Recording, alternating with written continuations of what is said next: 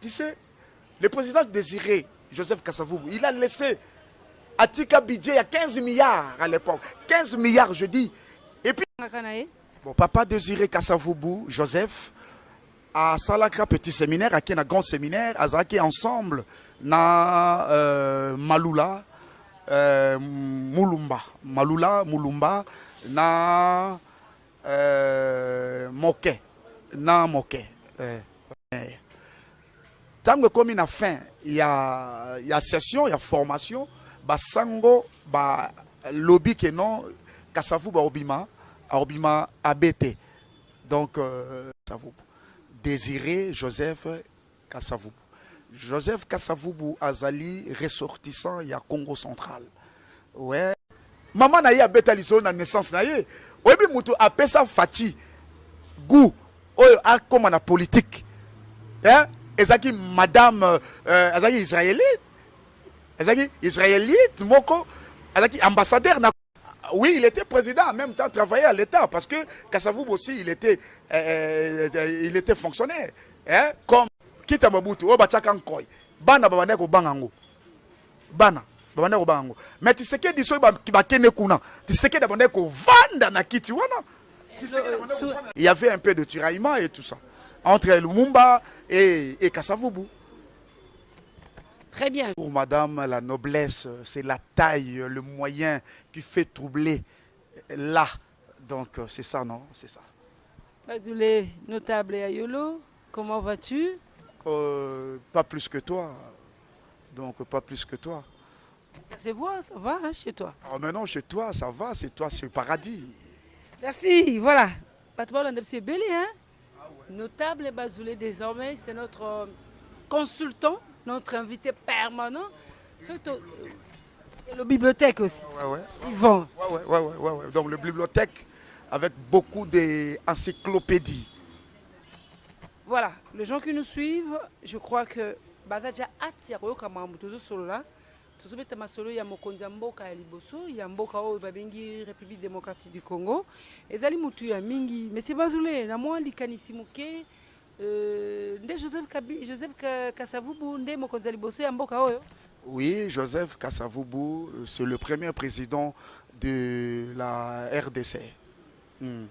Bato tala biso ebele soko sunga bato mususu kombo na ye yango na suki bongo abotamaka wapi azali moto autaka na province nini Mokonza Mboka Liboso Joseph Kasavubu. Kombo na ye Désiré Joseph Kasavubu. Désiré Joseph Kasavubu. Joseph Kasavubu Azali ressortissant il y a Congo central. Ouais, plus précisément na Boma Tchela.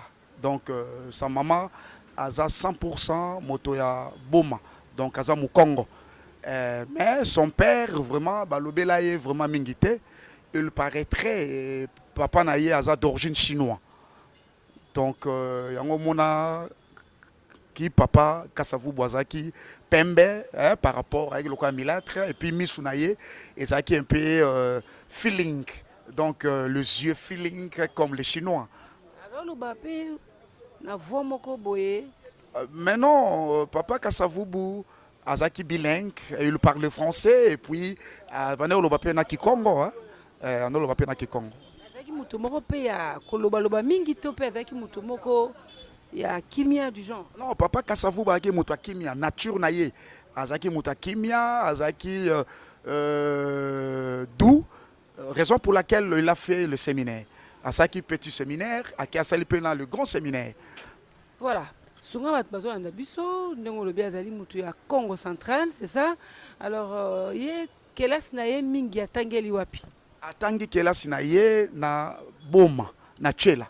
Donc asali kelas na ye primaire na secondaire humanité asali yango na Tchela na Boma. Asali yango na Tchela bon so peut to ko toma musika muke azaka pe na baninga. Est-ce qu'il y a eu des gens peut-être bazaka pe baninga ne mo lisolo e bani ke bato wana bazaka batanga kana ye? Bon papa Désiré Kasavubu Joseph à Salaka petit séminaire à un grand séminaire azaki ensemble na Malula Mulumba na Moke na moke. Parce que grand séminaire na bango ensemble. Malula oh wapi ya cardinal Malula église catholique ou bien Cardinal. Dans l'époque là, Azalaki. nani? Ouakomaki cardinal, le premier cardinal du Congo. Donc, mais à l'époque où on a une cardinalité, Azaki un séminaire, donc Bazaki ensemble, Moké, Désiré Kassavubu, Joseph, donc Bazaki ensemble. Bongo moke azalaki pe kaka moto ya Congo central ou bien azalaki nani? Non, Moké, il faut Zala Zamouto Abandundu. Ouais, Moké, il faut Zala Zamouto Abandundu. Parce que Basionaki, Congo Mobimba, Basionaki vraiment Congo Mobimba, voire même le monde entier. Voilà qui vraiment ensemble, qui soudé, amour, Banambo Kamoko. Moke, monseigneur Moke, non? Oui, Monseigneur Moké, comment qui sima, Monseigneur Moké. Na solo, non, nous, motomoko, comment qui na titre moko apostolique. Voilà, titre apostolique wana so tobi tolobi yango ezaka mpona osunga bato bayebake ezalaki voilà ki motu. Exactement. Alors bato baolanda biso sunga bato comprendre moi moke mpo histoire ezalaka motuya mais bato c'est comme si baka na makasi bende ya koluka koyeba te mais au travers des émissions pareilles bakoyoka mpe koyeba facilement. Mais c'est Bazoulé après séminaire na bango continue ka sous ba classe na ye ou bien ezalaki ndenge nelekaki ndeni? Bon, quand il a fini ses études, il a fait petit séminaire, dans grand séminaire. Tant que comme il a fin, il y a session, il y a formation, basango, lobby que non, Kassavu obima ABT. Donc, et puis ça qui n'engane pas si, lela qui, on est collé la jour et nuit. Papa Malula na moke, papa moke, bandai kolela, babi mais moto tout ça qui est ensemble, tout tamboli na ye, ba voyage, ba mboka, ba maïdi, kokende na Katanga, Kasai, tout ça qui est ensemble, mais n'engene comme na suka ba escorminé. Donc ça qui bango vraiment pas si tout ça, bon, lokola Désiré Joseph Kassavubu, il était intelligent, né ba colon. Balobi non, il faut bapesaye na akende na administration publique. Ne batinde na l'état. Ozonga mwa mukesima. Année de naissance na ye, date na ye, yebanaki? Il y a papa Joseph Kassavubu. Date de naissance na ye vraiment attirer vraiment attention na côté. Mais il faut ça moi na ya ba 2 années bon 28 29 quelque chose va bon. Très bien. Mais baninga na ye balelaki souci ya nini? Souci ya moninga bakaboni ou bazaki na mwa ba projet na bango selon pe masolo? Il y avait comment amour quand vous êtes ensemble.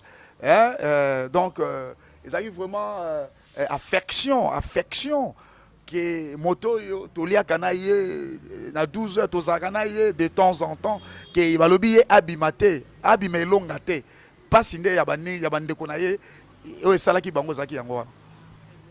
Alors si quoi cardinal Malula bon comme cardinal hein na monseigneur Moké bango batikalaki ba continuer babimba babé monseigneur Moké na monseigneur Malula Ngalula babimi ba abbé Maluma.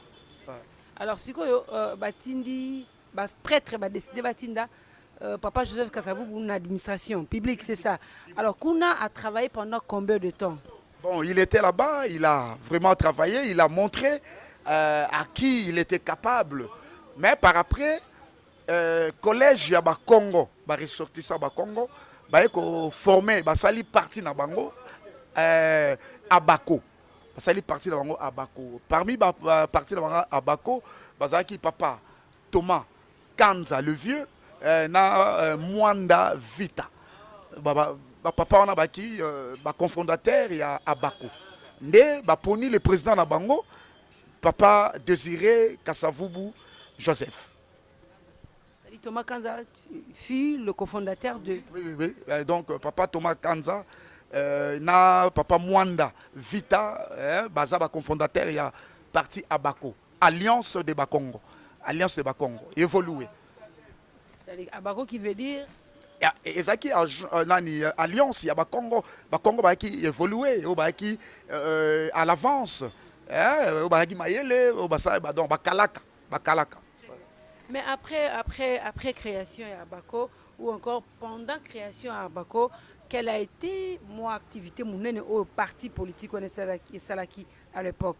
Bon, Abako, basaki, tangu vent, il y a panafricanisme et comme koya et outi na Ghana et outi un peu na ba pays à West Afrique.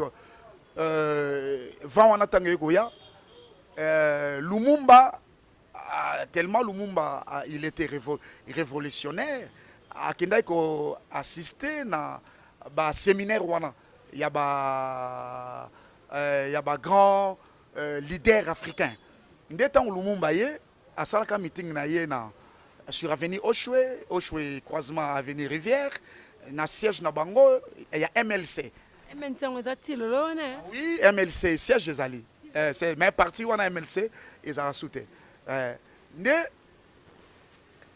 batu ya ba militant ya Abako ba sengaki pe papa Kasavubu Désiré apesa bilan na bango ya parti na bango ya Bakongo nde ba sengaki autorisation et pas ya gouverneur à cette époque là gouverneur il était blanc a refusé qui kopesa pour amonaki engouement to bapesa ki Lumumba autorisation amonaki engouement impact Lumumba salaki nde ba mindele babangi bon lokola date yango zalaki prévu kaka basala ba militant ba ye na imika ba yoka leader na bango président na bango Désiré Joseph Kasavubu a pesa bango bilan ya parti na bango nde bavandi l'heure oyo meeting ezaki prévu que président Zate nde ba militant babi non comment président Zate tokendo zoye na ndako na ye nde imika na ndako ya papa Kasavubu ezaki dans quelques mètres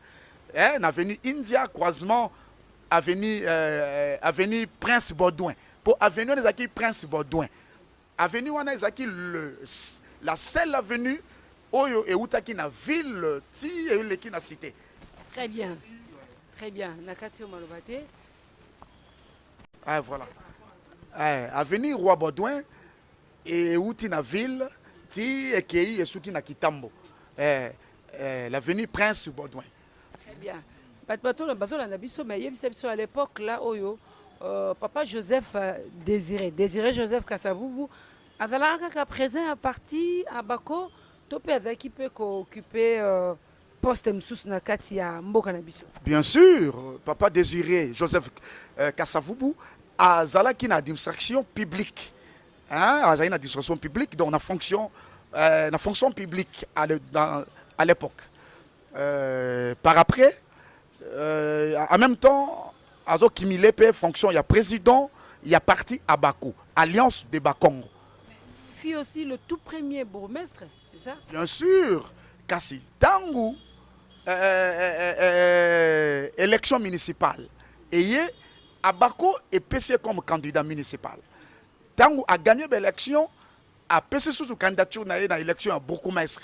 Né avec Obima, bourgmestre il y a Dendal. Donc première bourgmestre il y a Dendal. Après Belge. Donc c'était Kassavou. Ouais. Mais à l'époque là, à parti politique ils allaient mingiter. Pardon? À l'époque, le parti politique ils allaient mingiter. Non, le parti politique ils allaient qui n'était pas parti à part Abako. Pour Abako, ils allaient parti moko phare. Parce que à Bako, na Kinshasa, au moins 65% il y a habitants, il y a Kinshasa, ressortissant, il y a Congo central, na Bandundu. Pour nous faciliter au Congo Kinshasa ezalaki. Mais ils ont na parti au MLC, il y a Lumumba, Lumumba bauti na Katanga, bauti na Est, ils ont influents parce que entre eux, il y a politiciens influents. Donc les Congolais, bandaki ko monana, ko discuter, makambo indépendance ya Congo. Ouais. Pendant ce temps-là où yo makambo ni suzako salama, bon, fait tout fond en parenthèse moko c'est peu important. D'un côté culture, il y avait quand même aussi moi engouement moko boye à l'époque là ou encore nos côté Maramotali football. Les équipes une équipe du genre on était équipe tout le monde en tête va vite Imana ba sanga balende à l'époque là aussi les quoi existait. Oui, oui, l'équipe en Zalaki, bah équipe la sotali ba année il y a fondation nango ils ont 39 bah 48 bah 42 ils ont déjà bah Imana ils ont Daring Club. Ils ont Daring Club avec Tata Raphaël, ils ont Mikado, ils ont V-Club, tout ça. Pour V-Club, ils ont avant Imana, Aouti na V-Club. Donc V-Club, ils ont avant. Mais ils ont na match, jour à meeting, ils ont match moko ya Mikado V-Club. Que V-Club a perdu qui match one. Bah supporters, il y a V-Club qui mécontent, n'enge V-Club a perdu qui match one contre Mikado. Mais en sortant Barozonga na ba commune na bango, Oshwe, India, donc Popo Kabaka,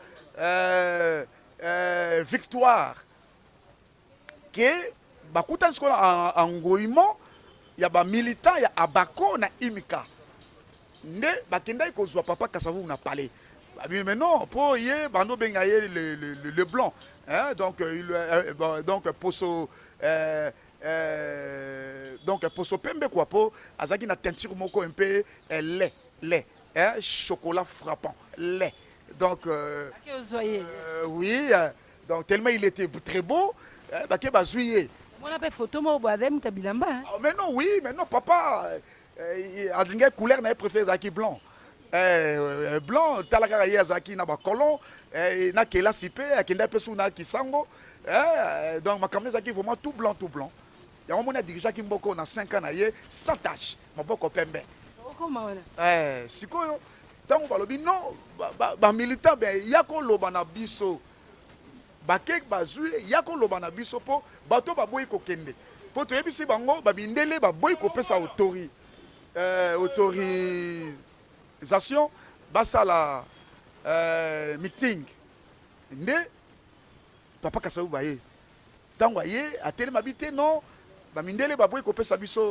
autorisation ya kosala meeting oyo yango bozonga tokoyebisa bino na date ultérieure oyo tokopona nsima parti yango tokoyebisa bino population elobakini yango sikoyo ntango basupporters ya V-Club baye batuni me nini yango awa oyo te baboyi Kasavu apesa meeting na ye na bacolon.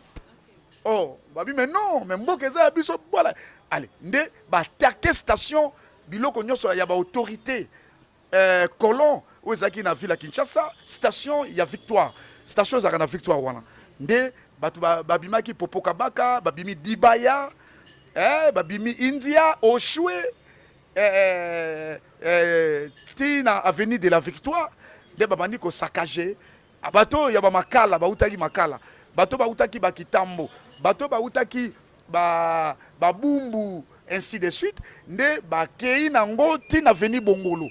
Na avenue Bongolo, il y avait des magasins de portugais. Il y avait des portugais. Lande ba ye ba bandi ko saccager. Ba bien bien y a ba portugais, y a ba portugais. Donc par là, nde batu babandi ko senga indépendance ya Congo. Et bandaki ka wana.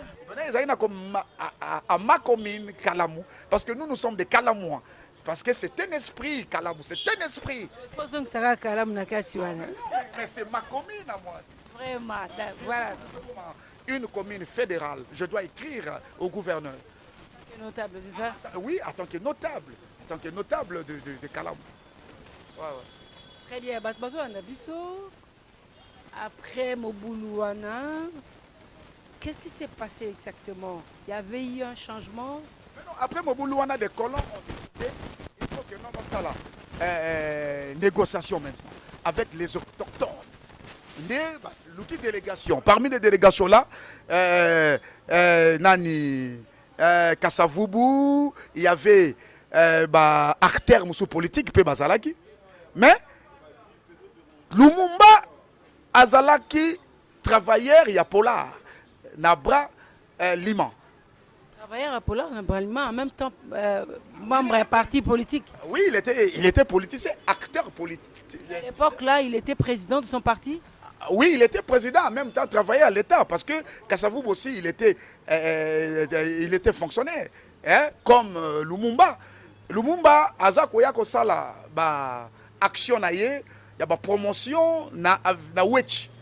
Wechi dans un bar na Yolo Sud, si ma hôpital à Mabanga, ya ba anémique.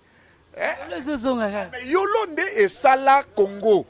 Yolo, parce que nous sommes des Malgans. Pour appellation, oh, ba colon, batika na livre d'or. Oh, ils sont situés dans l'hôtel de ville, na Kalamu, na commune na Bisso. Habitants, il y a Yolo, bien on va Malgan. Nous sommes des Yolois, nous sommes des Malgans. Très bien, très bien. On n'en disconvient pas. Bah, tu vois, on a Bisso. Lumumba, en même temps, en même temps, président parti politique. Et pendant que toi, on a Sala, moi, mon boulot, Lumumba ne faisait pas partie. Quelle a été sa réaction? Où est-ce qu'il était? Est-ce qu'il y avait une collaboration entre Lumumba et Joseph Kasavubu? Non, collaboration politique, oui. Politique, oui, il y a une collaboration. Mais dans la manifestation, non. Isaki à Kasavubu, Lumumba, il a fait aussi sa manifestation à son état. À son état. Bon. Tant événement est Salami, Lumumba après, azaki na bavure na ye na distraction na kati ya entreprise na banda osala nde bakangi ye tango kopu ya kokende table ronde ye ba se retrouver sans Lumumba na Belgique. Non, nde ba politicien congolais babi non, celui-là c'est notre frère. Il faut ya pour yende pe azana idéologie ya Congo, il faut ya nde ba décida ki nde Lumumba babimi sie Azui avion à région de Bangon à Bruxelles. Qui sont ceux-là qui sont partis dans le premier groupe, dans la table ronde? C'était le Kasavubu, il était en tête de la délégation. Ouais. Assister à la table ronde et après table ronde. Après table ronde, Mindele va décider que c'est une distraction publique et pas congolais. Ndebabi que non, ça peut pas passer comme ça. Il faut au moins qu'il y ait un processus. Il y a un processus, il y a élection. Il y a un processus d'élection et tout ça. Donc, tant où il y a un processus, il y a le président de la République. Parmi les candidats, il y avait Kasavubu. Kasavubu, après l'élection, a mis vainqueur. Par majorité parlementaire et puis sénatoriale, Abimi élu président de la République. Très bien. À l'époque là, il y a Bongo, l'élection est plus dans le Parlement et puis dans le Sénat, c'est ça? La population a voté à côté. Non. L'élection est même la population a voté qui? La population peut voter qui? C'est une question parce que le but a l'élection parlementaire et sénatoriale.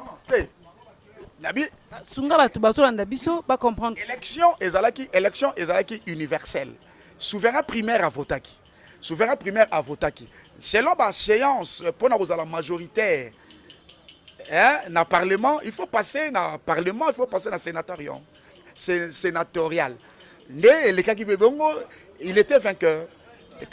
Partout. Oui, il était vainqueur. Et pendant son mandat, voilà. Azubo Kondinaye, Joseph Désiré Kasavubu, Azubo Kondinaye, précisément l'année, et a régné pendant combien de temps?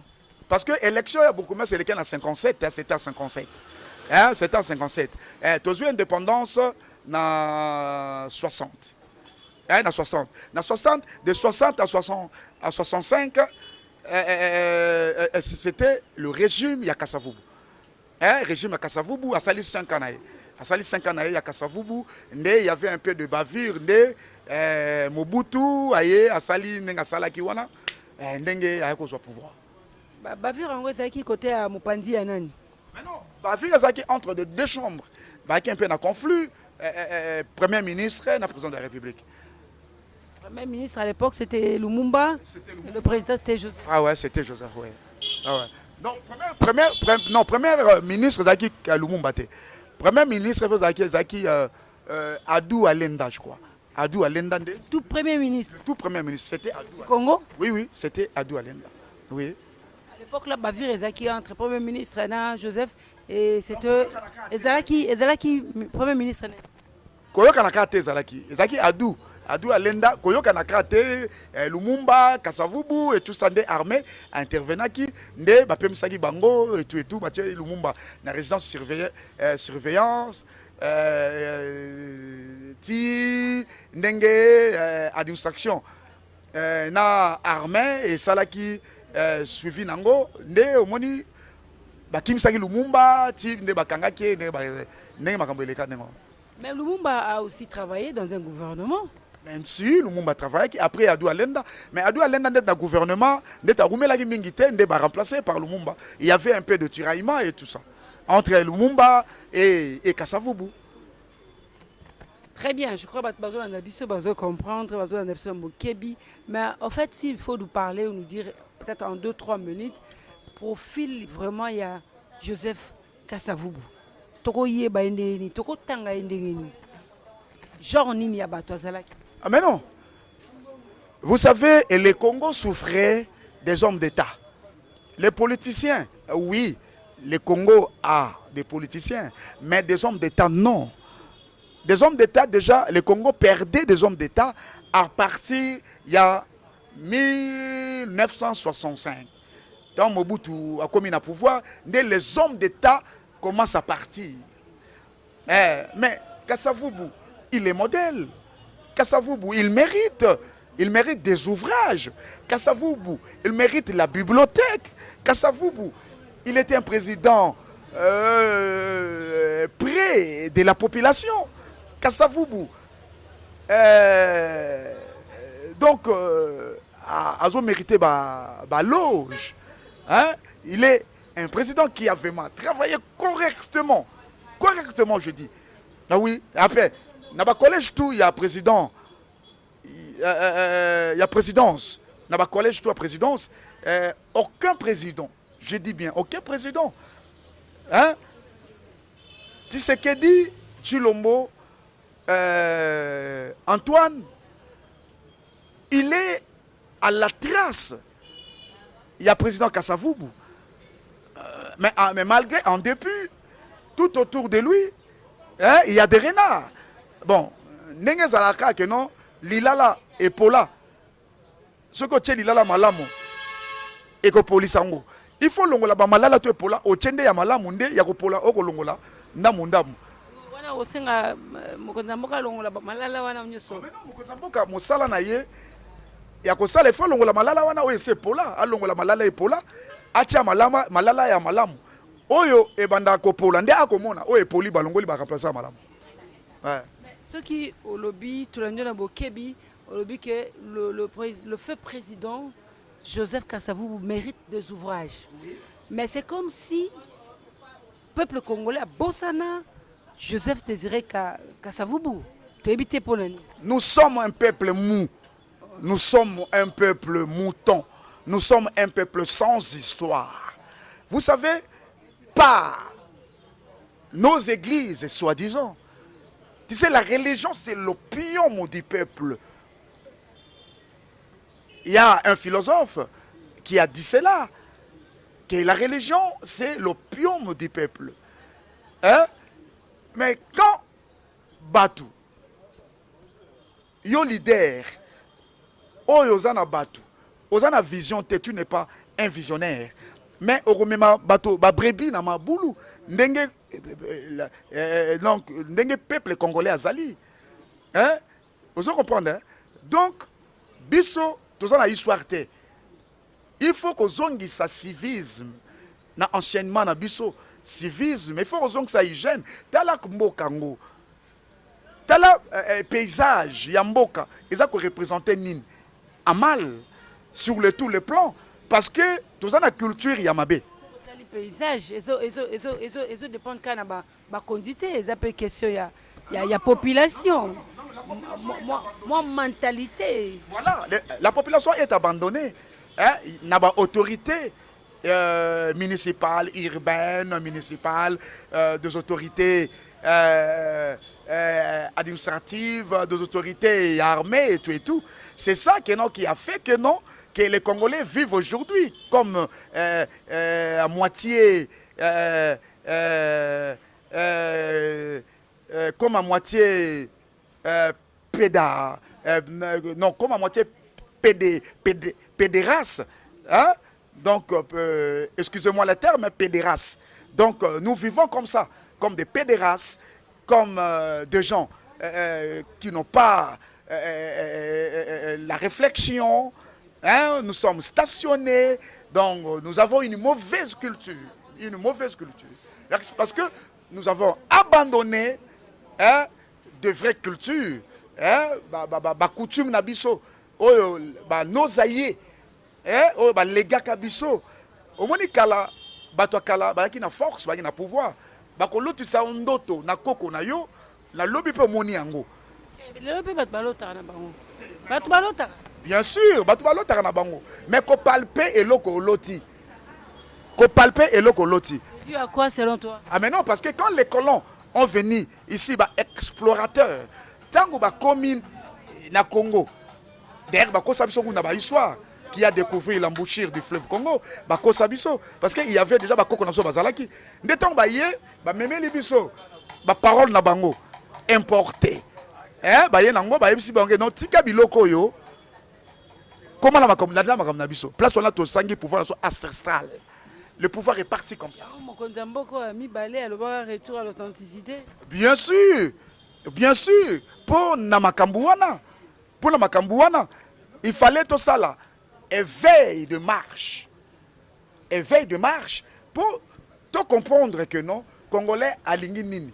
Tala, au moni, Dieu n'a pas fait aucun étuniquoire supérieur à l'autre. Au moni, Bamindele, Basala Ramakana Bangola parce que pour Basala Bokoko na Bango.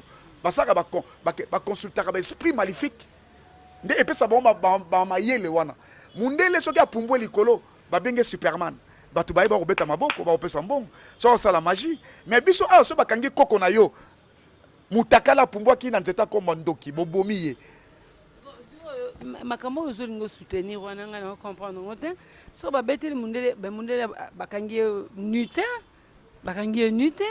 Quand je dis mutakala, donc cela veut dire que non, bakangi mutu, nenge bakangi non, pour mutakala, na ko ba pe mutu yakala, mais c'est melingala, na ko ba pe mutu yakala, na mutakala, nuance ezali. Voilà, mais c'est Bazoulé, sunga bat bazola na biso na minute yo. 5 ans, il y a Joseph Kasavubu, le tout premier président de la République, et les Kagindengeni. Est-ce que, selon nous, que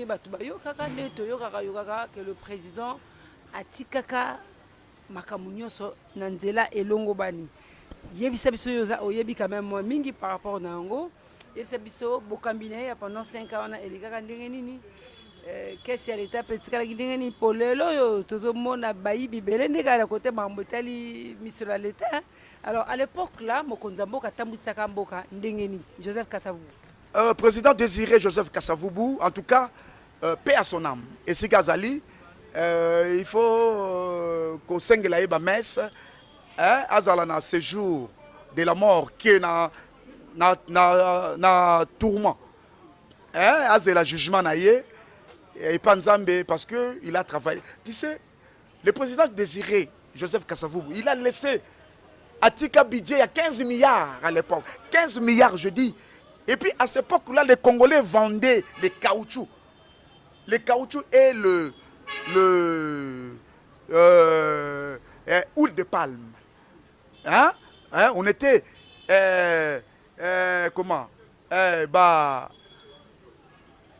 de vendeur, il y a caoutchouc, na huile de palme.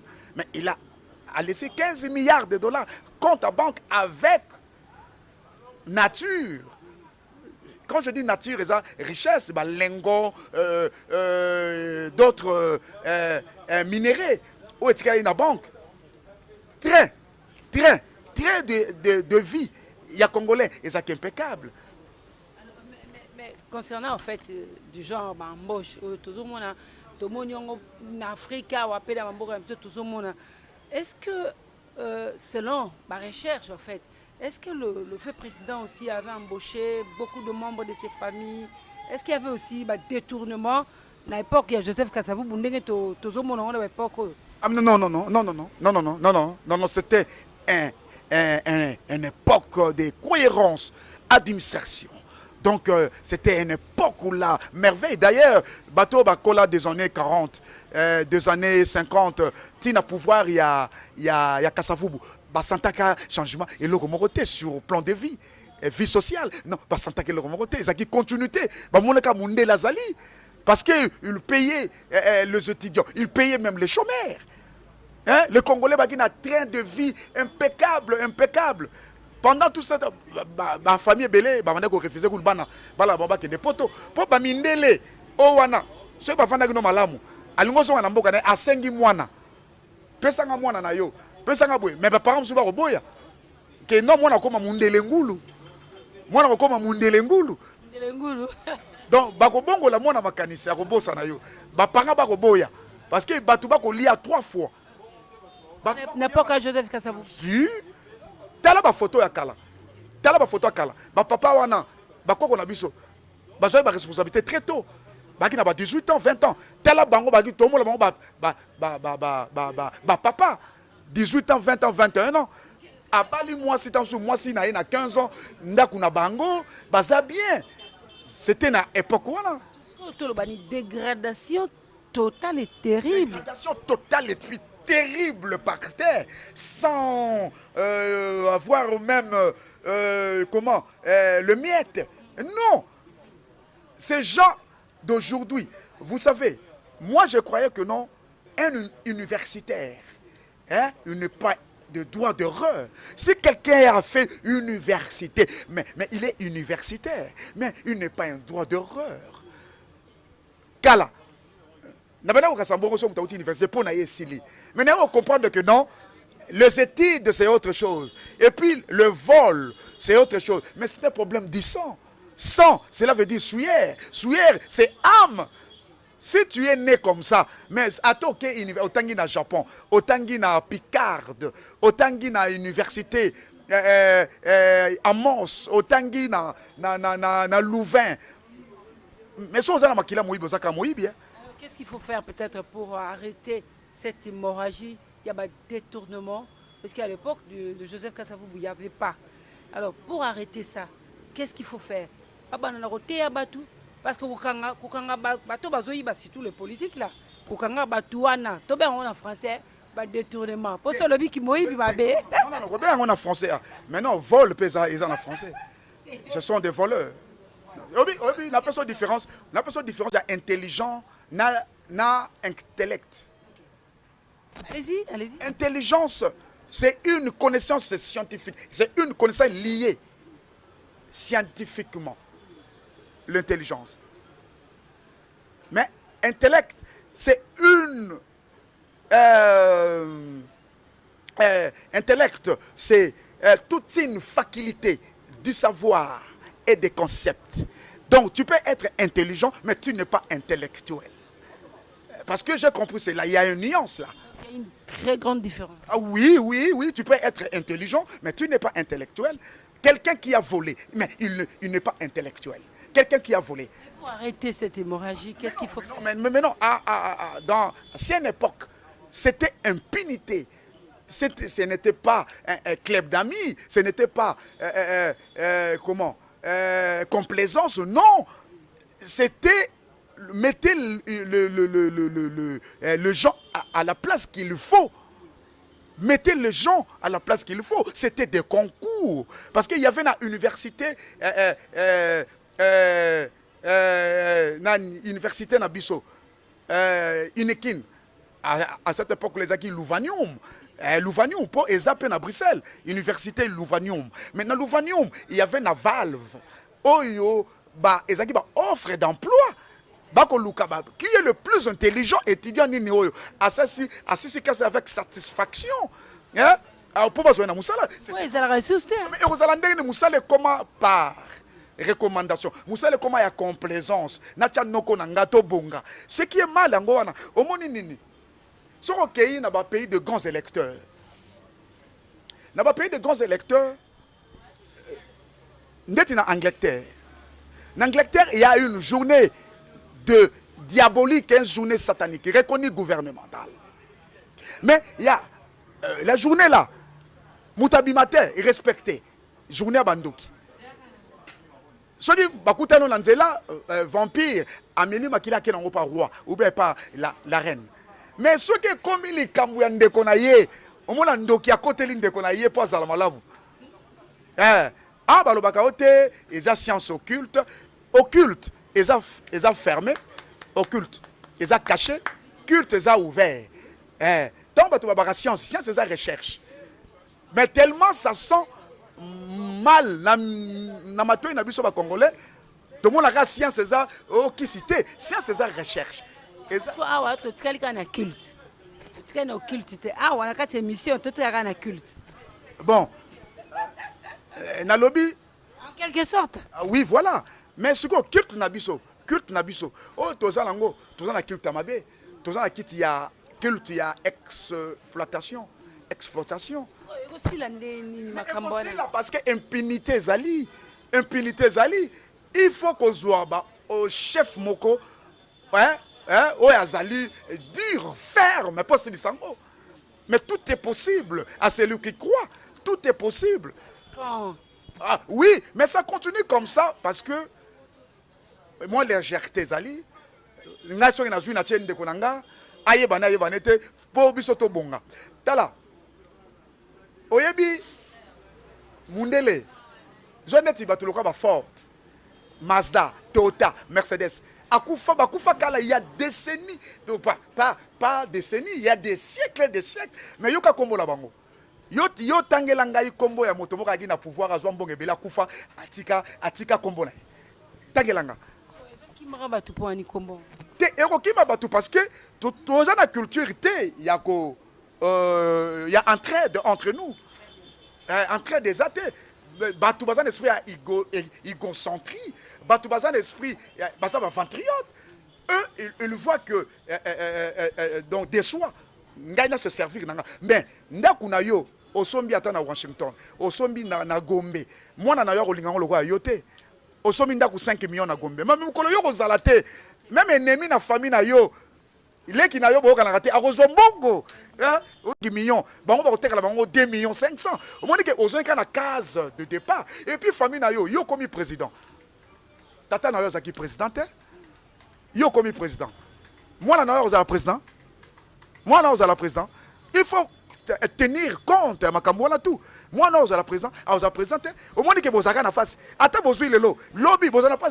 Pourquoi? Parce que yo sali ba sécurité, oh y a protection, oh est protégé, bah fortune na yo bozu na yo des années yo sali angote, yo yukaka. Au moins que vous avez mbongo. Voilà koto koti wana na webisa OK, ça tozongi lokwa na carte ya constitution. Ozomo était ancien président Abisso Joseph Kabila. Azali protégé na biloko lenyoso par rapport à makambango bango babongisa quand même non to ko mona lelo omoni e pa ba mindele ba mindele oyo baza cultiver ce qui compte na ba voir na fortune et sa futur na yo 40 ans 50 ans après 50 ans ce n'est pas aujourd'hui 50 ans 100 ans après un siècle que tu hôtel so kombo na yo ba kotanga ngo kaka oyebi mutoloko la Socrate il a prouvé que âme est immortelle Socrate a mis la poison sigé poison akufa mais natangi Socrate non akufa il y a combien de siècles est-ce que yo peut ba kotanga komo na parenthèse moko ndenge na kotanga Kasavubu ndenge na kotanga nani notre président il y a Sénégal, ancien président Sénégal, celui qui a, il était professeur. Bon, ça vient, Neuroya. Voilà, je crois que tout ce qui est lentement pour te chuter dans ma soeur, Nabiso. Je disais, Sédar Senghor, il a démontré à quoi il est capable. Il était un homme d'État, un homme de valeur. Donc ba ko mérité so tali lelo na ba bibliothèque tout ya monde ba exemple. Est-ce que yo ba ko citer yo premier exemple? Hein? Na Congo na biso bako baza eza bakombo belé à part Joseph Kasavubu bakombo belé pe ba otanga na bango. Mais ndeti ngai quand j'étais petit moi j'ai remarqué Lunda Bouloulou. En tout cas bravo papa Lunda Bouloulou. Hein? En tout cas Lunda Bouloulou il est oyo a marqué kinga quand j'étais petit. Par yo naïbi sou muté musoude. C'est bato ba otanga ko mona bango ekolimo. Oui, bato ba koloba ye au moins loba kité na osala te pour makambo zo loba ngé sala ka boité. Il a loba ki au moins. Mais yela bato so loba te ye oliaka mbongo na ye. Même pe bana na bango oyo baliaka bambongo wana. Hein? Oyebi mundele oyo aza la manière aza bien cultivé. Soka yebi ka yo yiba mbongo. Oza camarade soute. Oui, soit yebi ka toi tu es voleur non, ato ye na ba milliard non, ça note. C'est la personnalité. Alors, est-ce que dans le Congo, tu as un homme d'État? Non. Il faut répondre. Est-ce que dans le Congo, tu as un homme d'État? Azate, tu as un homme d'État. Les politiciens, oui. Donc, les politiciens, les ventriotes, oui, tu as un homme. Tu as un ventriote, les politiciens. Donc, des gens qui parlent autre chose à la base, mais dès que dedans dans l'hémicycle, dans l'hémicycle, va changer. Il est là, c'est pour la loi, c'est pour comment, quelque chose. Et puis, à Bossani, qui a soit qui mandat à la base. Oui, mais il faut pas qu'il s'arabiso que non, il faut que il y a l'hypothèse. Pourquoi pas aider sauter? Il faut un projet de société. Il faut trouver un amendement nini. Yo outi na parlement, un amendement nini. Amendement nini. Oh ya yo sali, proposition de loi. Nini oyo luango pe ekomi écoler population. Luango ekomi na réforme. Est-ce que maté ekoti mingi na population akoye banani akopesa voix. Après kota, il faut campagne de sensibilisation. Au moins na ba école, bazon sa ba cours local ba civisme. Ba télévision na biso oyo, et comment il y a un abonnement. Donc batikaka ba chaîne loka ba chaîne mère RTNC 1 2 3 yango tikali bo ba tisiko ba émission ndeti ya ba religion ba tie ba émission ndeti ya éducation ba tie ba émission scolaire ba tie ba émission ya ba thématique moko légende pour ba tuba comprendre le futur na bango tala nous sommes pas le peuple nous et ça là nga passi. Est-ce qu'on peut comprendre homme d'État zanani? Homme d'État, mais homme d'État, c'est parce que homme d'État, il est travailleur de la population. Homme d'État, il faut même apport et pas la population à sentir que ngai na bande ko futa impoté, na comme futa impôt. Ngai na bande ko soit soins médicaux gratuits. Na komi ko soit soins médicaux. Ngai na bande ko futa gratuité té, na komi na gratuité. Ngai transport na ngai, hein? Minute ba tu misu basiliki na mandako. Homme d'État zaté, c'est-à-dire pesi ba politique msukani. Mais non, tu wana soyeba osilika la bango. Peut-être pour ba yebiter.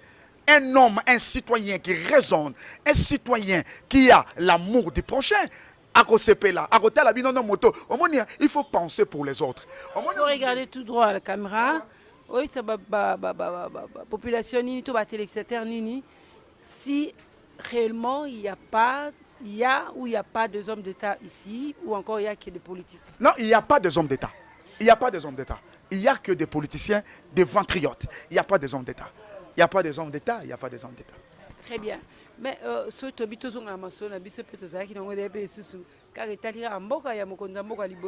Joseph Désiré Kasavubu. En fait, mandat na suka kindengeni. Bon, mandat na il a fait 5 ans. Par après 5 ans, président qui a remplacé qui est Abandi Bakanaï, Banko, pour Bango, tellement bagi na idéologie mususu pour na mboka oyo.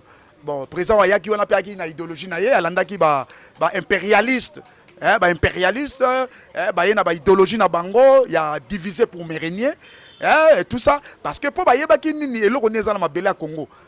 Ozo comprendre pour Congo est un paradis. Congo est un paradis. Mais Congo, le problème à Congo est spirituel. Même Batou wana o basala ka kenon pour pas ma bela Congo ba rozwangote. Parce que la dernière colonne o etikali o esa la triangle de Berni ezaka Congo pour balobaki premier président Akoleka. Deuxième le troisième président, le quatrième président et le cinquième président. Parce que le quatrième président a sali continuité à Tatanaye, soi-disant. Hein?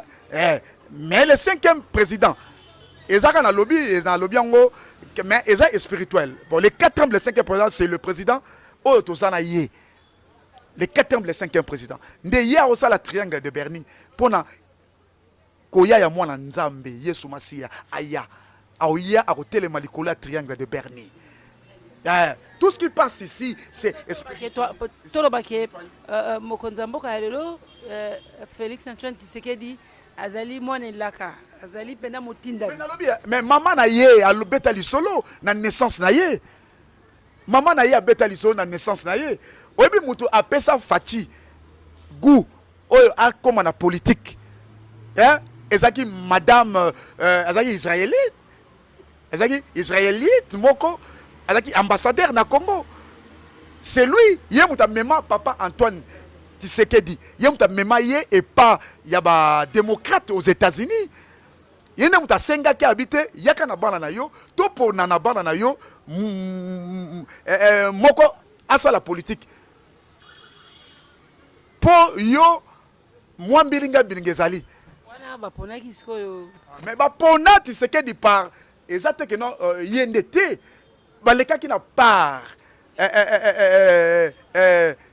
nani processus basali ba prière ba ezaki spirituel ndé na chambre haute ndé bapona Tshisekedi Félix Antoine tangu Tshisekedi le père akokende kotala Mobutu na oya Mobutu, président de la République. Au moins, quitte ya Mobutu. Quitte ya Mobutu. O bachaka nkoi. Bana babane ko bangango. Bana babane ko bangango. Mais Tshisekedi so ba kene kuna. Tshisekedi babane ko vanda na kiti wana. Sunga baola ndabiso bien. Tango zo ba Tshisekedi. Tshisekedi le père, bien Tshisekedi oyo président na biso ya Congo. Tshisekedi Antoine Félix Tshilombo alias Béton. Alias Béton. Batu bako banga nkoi po bachaki muto nkoi bana bako banga ngo même bana Mobutu bango moko banda ko banga oui mais Tshisekedi soki akei soki tata na ye le père ako sola na président Mobutu ye akendaka na kiti asakala na lio wana titi président loba na titi abi mais non moi no yo akozala président de la République moi no yo abanga te Mobutu sakola déjà fachi avant Mobutu sakola maman Marthe et ça sakola qui déjà pour la naissance à Tshisekedi. Bato ba yebi Tshisekedi, po Tshisekedi abota mi na mbujima. Hein? Antoine Tshilombo Béton abota na mbujima. Asala mais c'est un enfant miraculeux. Miraculeux. Ouais. Voilà, c'est l'actuel président de la République démocratique du Congo. Topesi mbote na baibanso bala biso na bokebi, topé bala biso à chaque fois que tozala na kati émission. Topesi mbote na moto babengi le patron lui-même, le patron des entreprises, le boss complet, Edimo Badibanga en direct de Paris. Vraiment, beaucoup de salutations à vous. Le boss complet, Edimo Kabadibanga. Tobo Sanité, Dakati à Paris, il n'y a qu'un seul grand monsieur. Il y a Bengi na Komboya, Nicolas Nzenza Bianco. Nicolas Nzenza Bianco, osa grand monsieur à Paris. Pourquoi tu as bongo parce que tu comprends, tu yebi. Merci Nabaïban Soubalandi Bisso Nabokebi. Tu traînes en Moukepo et tu toques à notable. Bazoulé, Masole le Kitoko Mingi. Sotolobi Peto Keletina Souka. Yakoyeba, Mokondi Mboka, Bakunda Kaiwapi, Joseph Désiré Kassavubu. Après Kibokondinae, avant d'Akiwapi. Bon, papa fait président Désiré Joseph Kassavubu. Avant qu'on vende na avenue India, croisement Prince Baudouin. N'étant comme un bourgmestre de nommer avenue on est commis Prince Kassavubu. Le local Prince Kassavubu. Sikoyo, tango batika ki papa na bakanai. Na bakanai. Na motema mabe kaka ya bato bazwaki ki bokonzi wana. Nde famille talité papa azonga na ye na origine na ye nde ba memi na chela na boma ba memi na chela nde place akendaki na kotika biso na boma kuna tout ça na mozolo ne peza na boma bakunda ikono Ça c'est très bien. Tolobika Zusu. Après Malaya, Kimia, Salim Sana, Malamu. Témoignage toujours Malamu. Et je crois que Nzambe a se souvenir pour la population congolaise. Bachakae, population congolaise, Bachakae, na moté mati lelo. Voilà, Bazoulé Tokom Nasuka. Masolo na biso, to traîne na quelques minutes. To même que notable na biso a mega kopé ko pesa message moko pas ba congolais, ba jeune, ba congolais, ba ngonyoso message moko mutuya par rapport à l'émission, par rapport au ndenge mokile tambola et vous appelez madame parce que vous appelez notable et pourquoi pas aussi message moko na ba jeune pays yolo et vous allez bien mais on a profité pe na pesa sumbo tebele na est-ce que li KBA na Belgique, est-ce que KBA de Bruxelles, je te salue. Na Bosani Susute, na Lobi Bongo, le Susu, Mbote Mingi, na le patron lui-même, le patron des entreprises, Monsieur Edmo Badibanga, je te salue. Le boss lui-même. Pourquoi pas aussi le grand monsieur de Paris, le grand leader, Monsieur Nicolas Nzenza. Voilà, Yabino Angwana. Quand même, on a 2 minutes et ça va bien et puis on peut s'appeler Bambote Nayo. Ah oui, ngai na pesi ba mbote langa bon na lo bananu moi message mo ba pianga. Là dans la vie, il faut être indépendant. Les études c'est ça qui rend un homme grand dans la société. Hein? On étudie c'est pour gérer la vie. Mais la réussite de la vie, c'est un domaine réservé de Dieu. D'où, quand tu es là, il faut qu'on ait sa place au outil. Il faut penser pour les autres. C'est ça. Si tu n'es pas le parent fort, tu es nul à la société. Vous comprenez? Il faut être toujours à côté de celui qui gagne, mais en bien. Très bien. Réaction à chaud, Mokondi à ville, à Kinshasa, il y a quelques jours. Ah oui. Daniel Bumba. Oui, oui. Congolais, qui n'ont pas espéré. Kinshasa Kobonga. Bon, pour Daniel Bumba, Lubaki, en tout cas, il faut espérons. Il faut espérons. Donc, il est intelligent. Il faut que Daniel Mumba, comme le Mumba, Daniel Mumba, Lubaki, il faut que Azamona Yolo, Aza gouverneur, aujourd'hui élu par suffrage indirect. Daniel, il aura quelque chose. Navilo, il aura quelque chose. Donc, Nazama Kambaroloba Mingite, mais Nayebiso que non, les Quinois, il faut bo yeba que non. Aza Mona Yolo, Aza Malgan, le gouverneur actuel, Aza Malgan, Aza Yoloa, Aza Kalamoa, à comporter un plus, ville Rosala, et que là ta robe nango, il y a Kin le label. Oh non, Nalobi, je parle ça avec force. Pour Nayebi Mayele, il y a Daniel, Nayebi Mayele, il y a Daniel Mumba, Nayebi Maniel Flavie. Depuis à Kola na Mayele, l'internat, tout ça, entre le deux premiers, les deux premiers. Topesi bango longonya, topesi mokonzi ville Kinshasa ya sika, longonya belé, papa Daniel Mumba, longonya belé. Et puis, topesi sous longonya na vice naye. Et puis, tolobi bongo bonne chance et bon vent. Au moins, il prend mes aranakati à Congo, mutusoga vu une nomination, topé ba voter, batu ba sepelara. To ebite so ba sepelara. Pour moi, kanya ke koti ba selfie, ba TikTok et indaka. Mais or, ils ont la charge moko ba la tsaramutu. Mais balela rara na sima après avoir kolongo so balongo li obandele mais tango kotoloza na mawa ke oyebite soki ko simba ah bino bataba jale le botelemi déjà c'est bon on n'en disconvient pas. Merci à toi Bazoulé d'être venu dans cette émission. Topesi mbote belepe merci mingi na moto babengi mais c'est Merlin, c'est ça? Le patron, il y a Ebenezer. Voilà. Une pierre mise par les enfants d'Israël, hein, na Canaan. Donc c'est une pierre là que c'est une pierre là de bénédiction. Hein? Yango moni tozana Ebenezer. On est béni. Yango peut tangi pour Daniel Mumba Lubaki. Donc notre mbote na ngai na pese pas Vero Bompele. Bompele Vero Bompele na pese misala ngai Didi Etenda Bruno Marcel. Na pese Jean-Noël Lokaka, mon ami personnel. Na pese Merlin Malonga pire vient na ngai. Hein? Tu as un staff naïe Ebenezer, na pesi papa Ino Njoso Mbote, Fofana Bitumba Mbote, na pesi Claudine Ebuka Mbote, na pesi Flavie Panda, na pesi Jules Lebo Mbote, na pesi Patou Malou Mbote, na pesi baninga la ngai nyonso Dingos Dinganga Ipele Bosisimia. Na pesi bango mbote baninga na ngana kona bango Petit Mignon Kente Koveri Onassis mbote Alain Pouloulou manager Shibisombe Mene Kisoka Mayaka Mene Kisora bango tu bana mwana mbote Pius Bolinda Roméo Mene baninga na nga mbote to bango na tuna. Voilà, merci à celui qu'on appelle le full boss Nicolas Nzenza, Nicolas Bianco en direct de Paris, le full boss Topesiombo Tebele, mais c'est Nicolas, le full boss. Voilà, nous disons merci encore à celui qui a été fidèle derrière sa caméra. Merci à toi, Valère Kandol. Je vous dis au revoir. Portez-vous bien.